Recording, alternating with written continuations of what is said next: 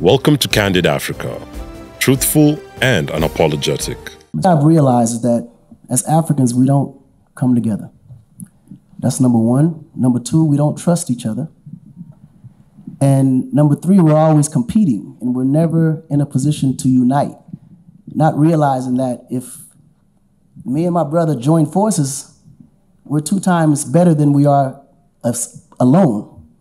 If you look at the Jewish community, they have the least population in the whole world, but yet they control the whole world.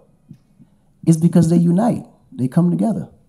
There's no coincidence that the United States is so respected globally and is the smallest continent. It's the United States. They come together. Now let's take it even a little further. If you calculate 30, 40 years ago, in the Middle East, they wasn't as powerful as they are today until they created the United Emirates. When you come together, you're a lot stronger. It's harder to defeat you. And it puts you in a better position because everybody can utilize those resources to get further. We're helping each other. We're giving each other knowledge. We're supporting every aspect of thought that can take you to the next level when you come together. So the biggest link that's the weakest for Africans is unity. The moment we decide to come together, we will be unstoppable. And I think that's the reason why we've been failing all these years. There's no reason why I have to get a visa to come to Uganda when I'm from Senegal. Why is that? Why can't we travel freely throughout the continent like everyone else? If you go through Europe, any country in Europe can go to any place in Europe without having, all you need is a basic ID or a passport. It's like, it's the mind state. And I think the mentality of us as a people, we already believe that we're not worth what we're worth. I know for sure we're worth way more than what people look at us to be because their idea and their goal is to keep us to think that we're nothing so they can continue to be something. Without Africans, the world won't exist. Without Africa itself, economy won't even exist. And I don't see why there's a reason why we can't build something up here for people that's up here. I look at all of us as we're right here. The only thing that stops us from being poor and rich is opportunity. And if we don't put opportunity in a place where there's less opportunity, people will never have the opportunity to be great.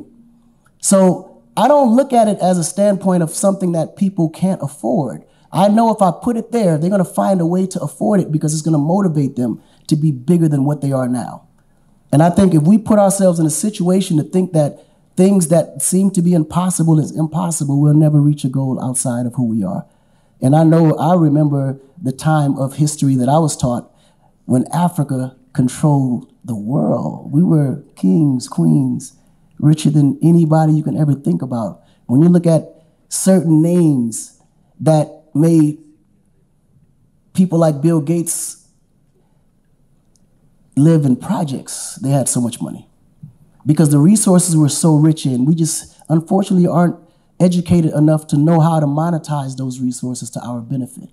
But ultimately, when you do and create an opportunity, people grow with that opportunity. People learn with that opportunity. People are motivated with that opportunity. So it may seem to be something of this nature today, but I guarantee you, you give an African a nickel, you give him 5 years with the right mind state, he'll turn that nickel into 5 billion.